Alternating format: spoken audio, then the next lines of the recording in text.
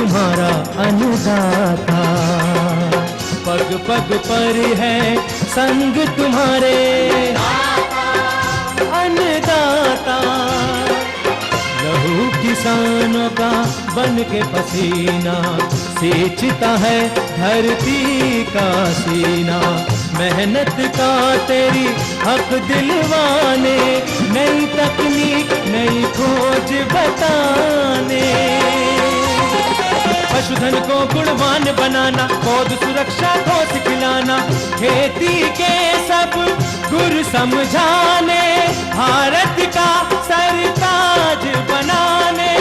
आठों पहर है संग तुम्हारे अन्नदाता, अन्नदाता। नमस्कार, मैं हूं आपके साथ निदा अहमद। आप सभी दर्शकों का अन्नदाता कार्यक्रम में स्वागत करती हूं। हर रोज की तरह कार्यक्रम में लेकर आई हूं खेती बाड़ी से जुड़ी हुई बहुत सी लाभकारी जानकारियां। तो चलिए सबसे पहले देखते हैं क्या है विशेष आज के कार्यक्रम में। अनार के बाग से अच्छी आय लेने हेतु किए जाने वाले आवश्यक कार्य।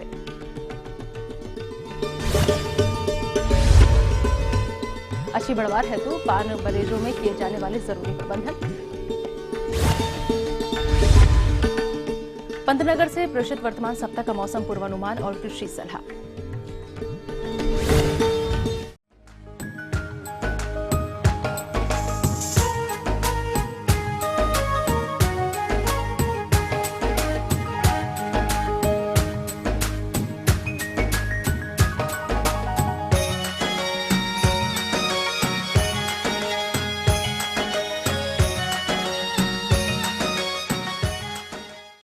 अनार की खेती हमारे राज्य के बहुत से किसान भाई करते हैं, तो जिन किसानों ने अनार के बाग लगा रखे हैं वो इन बागों से अधिक उत्पादन लेने के लिए आवश्यक कार्यों को किस प्रकार से करें, इस बारे में अपने सुझाव दे रहे हैं प्रगतिशील किसान भूपेंद्र सिंह। मैंने 10 बीघा पक्की जमीन में 1800 पेड़ों से अनार का बगीचा लगा रखा है। इसकी दूरी मैंने 3 मीटर बाई 4 मीटर की ली हुई है। इस वक्त मेरे पेड़ शुष्क अवस्था में है, जिसे डोरमेंसी पीरियड बोलते हैं। इसमें पेड़ को सुला दिया जाता है। अनार के बाग से अधिक उत्पादन लेने के लिए इनमें खाद एवं उर्वरकों का महत्वपूर्ण योगदान होता है।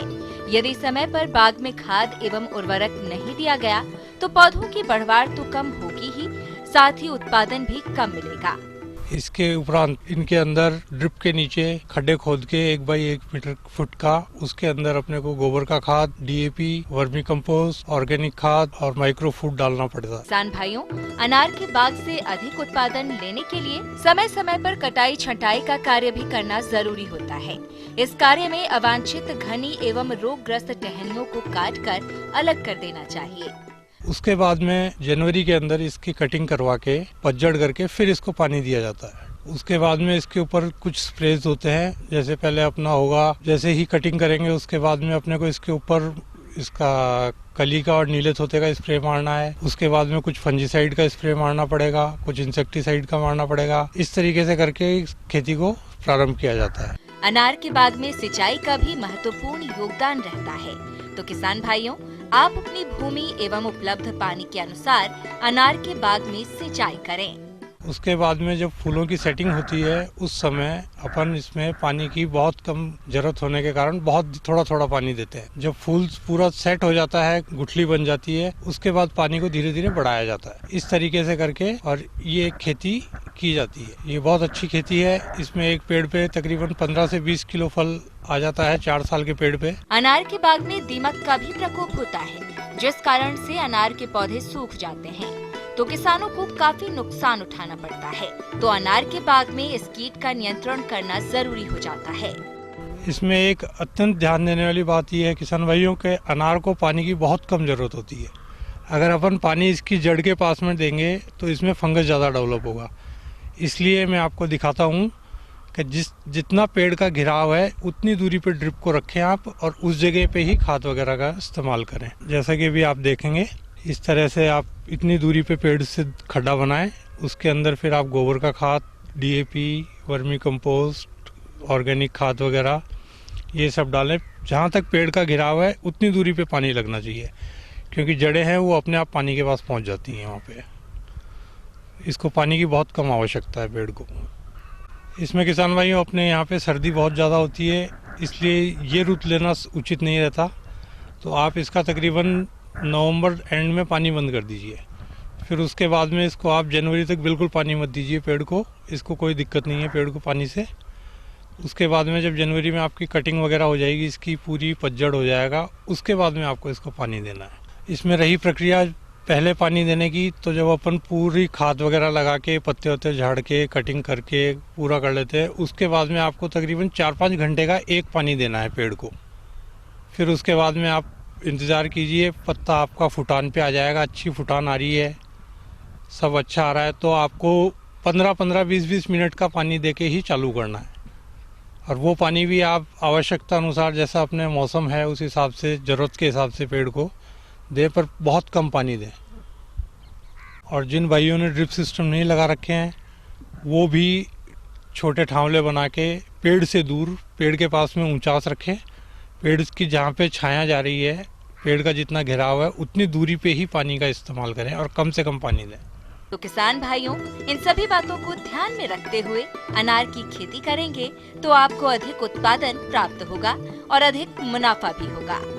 तो ये थी कुछ उपयोगी जानकारियां। अब लेते हैं एक छोटा सा ब्रेक, जल्द लौटेंगे और कार्यक्रम को आगे बढ़ाते हुए महत्वपूर्ण जानकारियां हैं और भी इस कार्यक्रम में, बने रहिए हमारे साथ।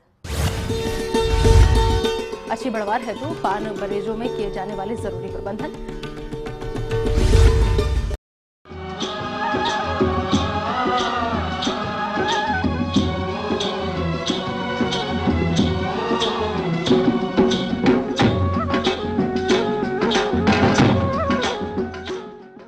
ब्रेक के बाद एक बार फिर से आप सभी दर्शकों का अन्नदाता कार्यक्रम में स्वागत है। बढ़ते हैं अगली प्रस्तुति की ओर।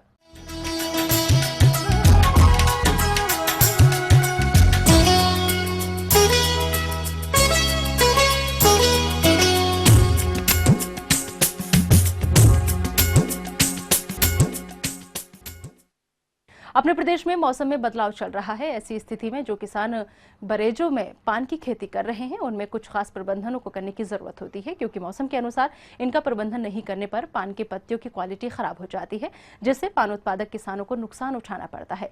तो आप पान बरेजों प्रबंधन कैसे करें, इस पर अपने सुझाव दे रहे हैं कृषि वैज्ञानिक डॉक्टर पीके झा। हमारे प्रदेश के पान उत्पादक किसान बंधुओं, पिछले कुछ दिनों से वातावरण में लगातार टेम्परेचर में गिरावट आ रही है।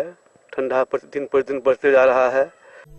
पान की फसल जाड़े के मौसम में घटते तापक्रम के प्रति अति संवेदनशील होती है।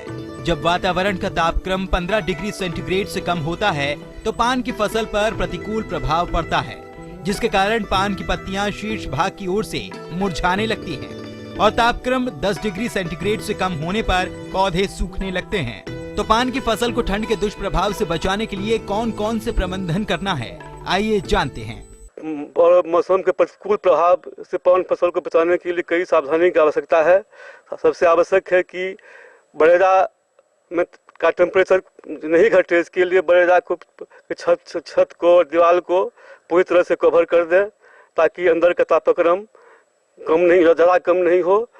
और नियमित रूप से कम माह में 2 बार सिंचाई जरूरी है। यदि हम सिंचाई करते रहते हैं तो पान फसल में पत्तियों में पानी की मात्रा कम नहीं होती है, जिससे तापक्रम का असर पत्ती पर नहीं पड़ता है।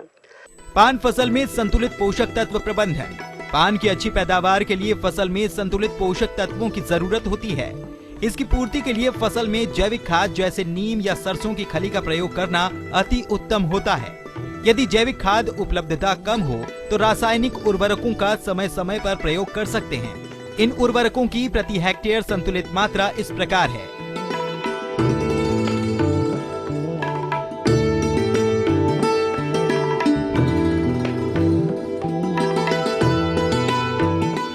इन उर्वरकों को जड़ के पास मिट्टी में मिला देना चाहिए, ताकि ये सीधे लत्तर से संपर्क में न आए, क्योंकि लत्तर के संपर्क में आने पर पौधा सूखने लगता है। और इस समय खास करके जब पाला का समय आता है तो पाला से बर्फ जब बनता है तो बर्फ से भी फसल को डैमेज होता है और वातावरण में मौजूद बैक्टीरिया बर्फ बनने की प्रक्रिया में उत्प्रेरण का काम करता है। पान की फसल में इस समय जीवाणु जनित रोग फैलने की संभावना रहती है, जिसमें पर्ण दाग रोग प्रमुख है।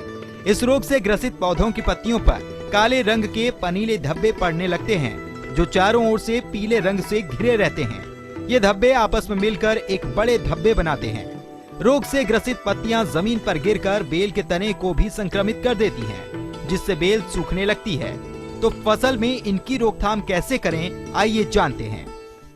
इसीलिए इस समय यदि हम पान फसल पर एक छिड़काव ब्लाइटॉक्स 50 का करते हैं, और ब्लाइटॉक्स 50 में यदि एक एंटीबायोटिक स्टेप्टोसाइक्लिन का घोल बनाकर यदि छिड़काव करते हैं तो बैक्टीरिया द्वारा उत्पीड़न नहीं हो पाता है, जिससे पाला बढ़ बनने की प्रक्रिया भी नहीं होती है।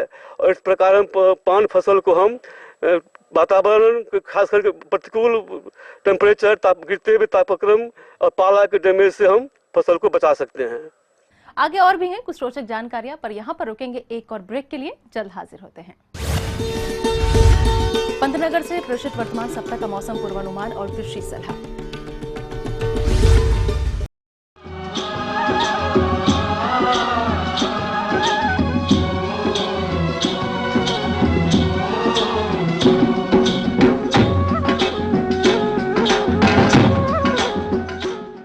ब्रेक के बाद आप सभी दर्शकों का स्वागत है। चलिए अब रुक करते हैं अगली कड़ी की ओर।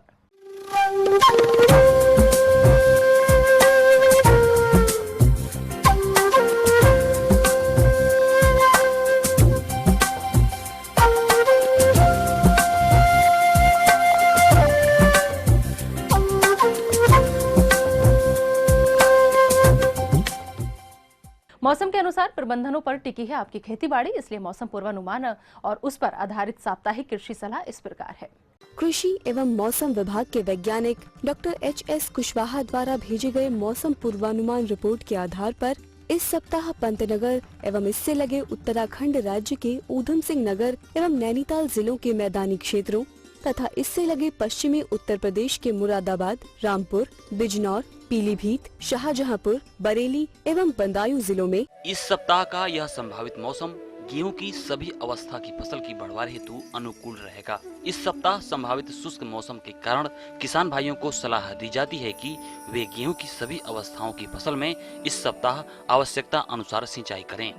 लेकिन जिन क्षेत्रों में मृदा नमी कम हो वहां पर दिसंबर माह के मध्य में बोई गेहूं की गांठ बनने की अवस्था की फसल में हल्की सिंचाई अवश्य करें। नवंबर माह के आखिरी सप्ताह में बोई गेहूं की फसल इस समय लगभग 65 से 70 दिनों की हो जाएगी तथा यह बालियां निकलने की पूर्व अवस्था में होगी। अतः ऐसे मौसम में गेहूं की इस अवस्था पर फसल में नाइट्रोजन की शेष बची मात्रा देने हेतु 25 से 30 किलोग्राम यूरिया का प्रति एकड़ की दर से बुरकाव दोपहर के समय धूप खिलने पर उस समय करें जब पत्तियों पर ओस न जमा हो। ऐसा करने से फसल में बालियां एक साथ निकल आएंगी तथा दानों की संख्या में गुणात्मक वृद्धि होगी।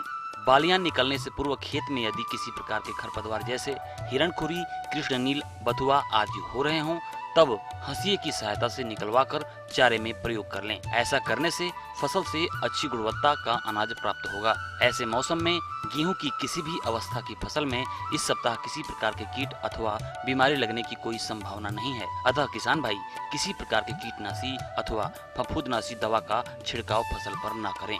इस सप्ताह संभावित शुष्क मौसम के कारण किसान भाई शरतकालीन गन्ने की 60 से 70 दिनों की फसल में इस सप्ताह सिंचाई करें तथा फसल में अधिक कल्ला बनने हेतु 50 किलोग्राम यूरिया का प्रति एकड़ की दर से पंक्तियों के बीच बुरकाव कर कुदाल की सहायता से गुड़ाई कर दें। अगले कुछ दिनों तक संभावित कोहरा तथा हल्के बादल छाए रहने के बावजूद गन्ने की नौलख फसल की कटाई का क्रम जारी रखें तथा गन्ना मिलों पर पहुंचाते रहें। आलू, लाही, सब्जी, मटर आदि की फसलों की कटाई के बाद खाली हुए खेतों में अगले माह बसंतकालीन गन्ने की बुआई करने हेतु खेतों को कल्टीवेटर से जुताई कर खुला छोड़ दें। क्षेत्र में उपलब्ध उन्नत किस्मों का चुनाव करें। बुआई के समय संतुलित उर्वरकों का प्रयोग करने हेतु मिट्टी की जांच करवा लें। खेतों में खड़ी चना एवं मसूर की फसलों की उचित बढ़वार हेतु इस सप्ताह अनुकूल तापमान रहने की संभावना है। अतः खुरपी की सहायता से खरपतवारों को निकालें।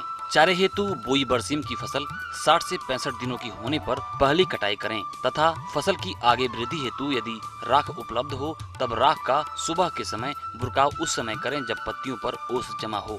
सरसों की समय से बोई फसल इस समय फूल एवं फलियां बनने की अवस्था में है। सुबह कोहरा व दिन के समय धूप खिली रहने के कारण फसल में किसी प्रकार के कीट जैसे माह, आरामक्खी, आदि अथवा किसी प्रकार के रोग जैसे झुलसा, सफेद गिरवी अथवा तुलासिता रोग आदि के लगने की कोई संभावना नहीं है। अतः किसान भाई फसल की इस अवस्था पर किसी प्रकार के रासायनिक दवाओं का छिड़काव न करें। सूरजमुखी की बुआई हेतु इस सप्ताह से अनुकूल तापमान रहने की संभावना है।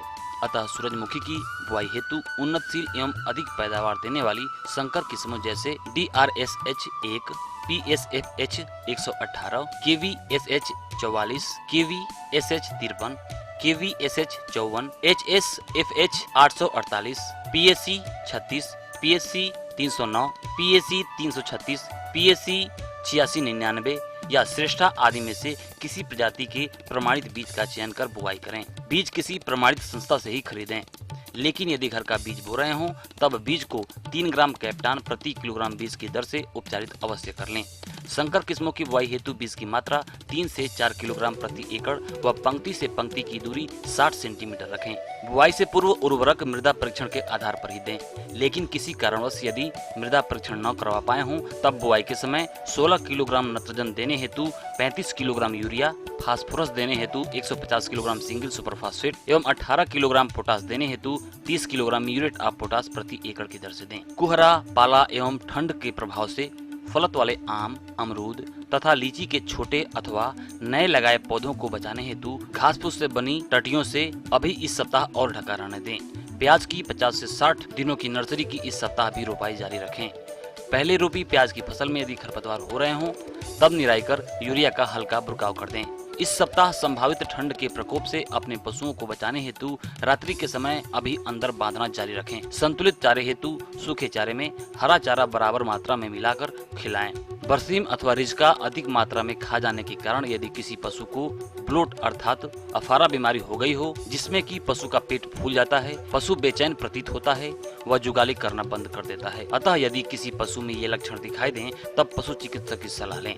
चिकित्सक उपलब्ध न होने पर 10 से 15 ग्राम हींग, 50 ग्राम काला नमक व 50 ग्राम अजवाइन मिलाकर बारीक पीस लें तथा 1 लीटर गुनगुने पानी में मिलाकर पशु को एक बार में ही पिला दें। पशु को टहलाएं तथा मुंह खोलकर गुड़ चटाएं जिससे कि पेट में बनी गैस बाहर निकल सके। तो किसान भाइयों, यह था इस सप्ताह के मौसम का मिजाज।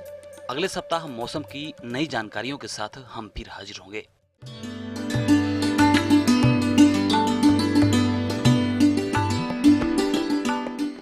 अन्नदाता हेल्पलाइन निःशुल्क फोन सेवा संपर्क के माध्यम से आपके द्वारा पूछी गई समस्याओं में से 1 या 2 महत्वपूर्ण समस्याओं को हम अपने कार्यक्रम में शामिल करते हैं। इसी के तहत आज की चयनित समस्या और उसका जवाब इस प्रकार है।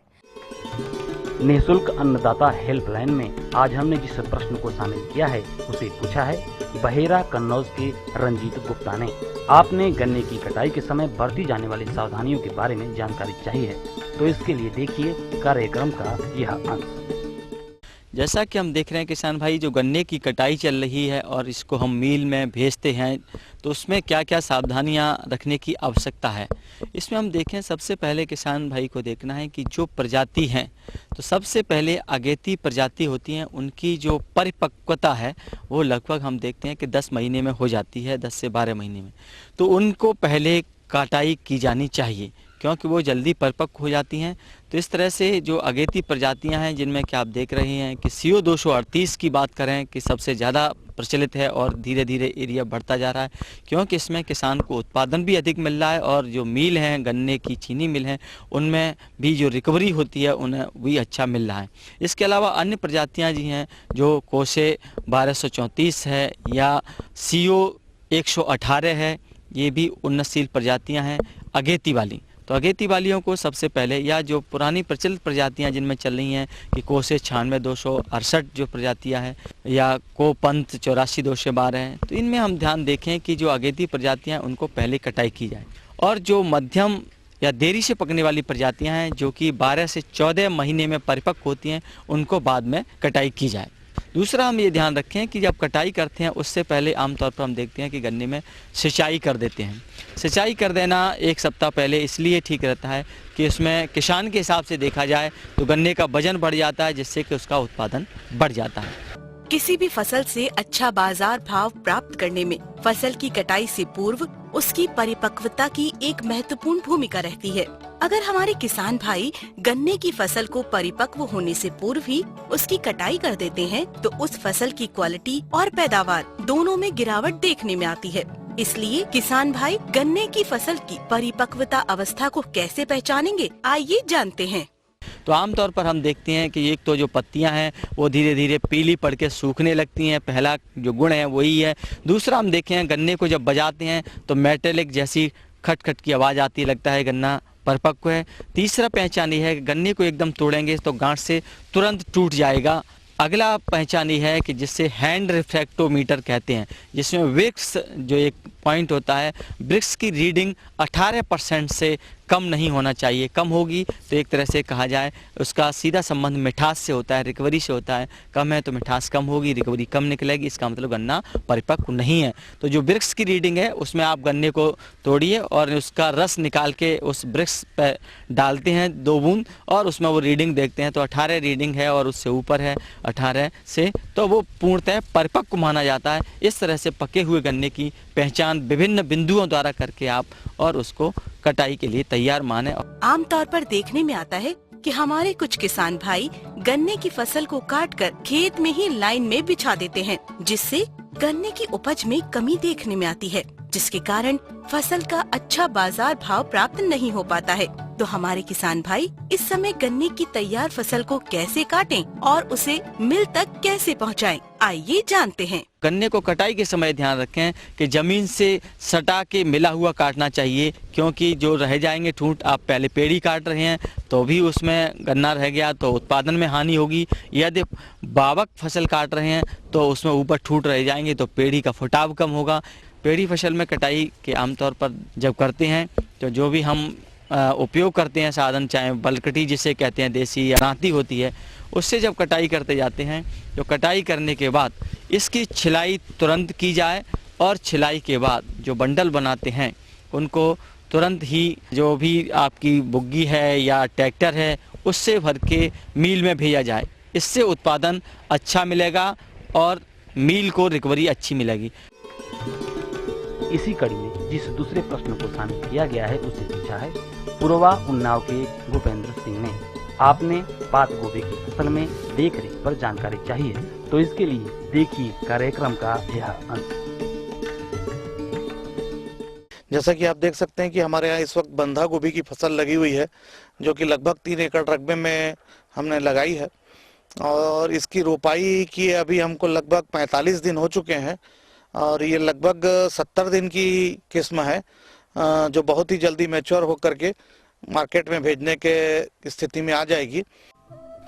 किसान भाइयों, पत्ता गोभी की फसल के साथ कुछ खरपतवार भी उग जाते हैं, जो कि फसल के साथ खाद, उर्वरक, हवा, पानी और प्रकाश के लिए प्रतिस्पर्धा करते हैं, जिससे पत्ता गोभी का सही विकास नहीं हो पाता और उत्पादन में कमी आ जाती है। इसलिए आप अपनी फसल को खरपतवारों से मुक्त रखें।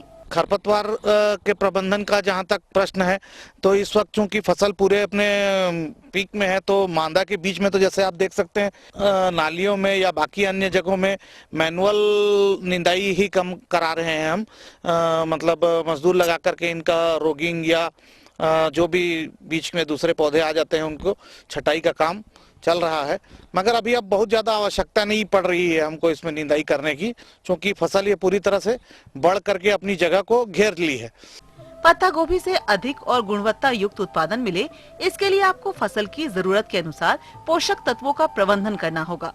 तो आप कब और कितनी मात्रा में कौन कौन से उर्वरकों का प्रयोग करें, आइए जानते हैं। इसमें जहां तक प्रबंधन का सवाल है वो इस वक्त हम नाइट्रोजन का अधिक मात्रा में प्रयोग कर रहे हैं।